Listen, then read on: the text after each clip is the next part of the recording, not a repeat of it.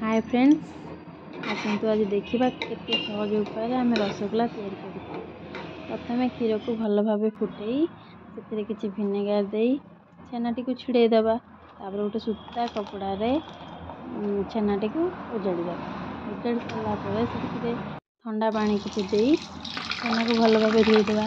जहाँद्वारा कि छेना जो खटा अंश थाए किसी समय बांधी गोटे जगार बांधिकी रखा जहाँफल तार एक्सेस वाटर गुड़ाक बाहरी तापर हाथ में भल भाव चिकण भाव चकटी गोल गोल आपड़ जिते बड़ करने को चाहते बड़ रसगोल्ला करें।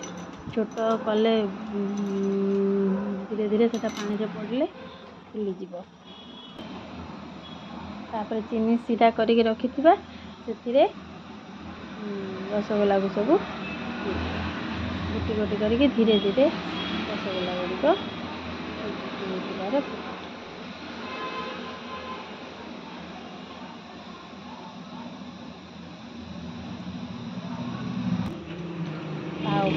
गोटे घोड़नी दे भल भाव फुटा को छाड़ीदे।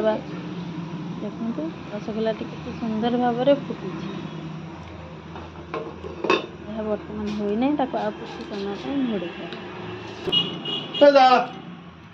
पुणी थे आम बाहर कर चेक करवा रसगोल्ला आमर होती कि ना। पात्र किसी पानी रखा से रसगोल्ला को पकेबा। यदि रसगोल्ला ऊपर खसुची ताले आप जानवे जे रसगोल्ला आपणकर होना।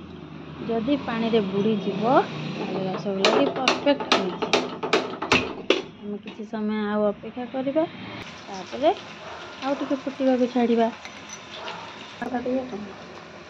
ए देखु रसगोल्ला किपर भाव में पानी रे बुड़ी जाऊँगी मैंने रसगोल्ला आमर परफेक्ट हो जाए।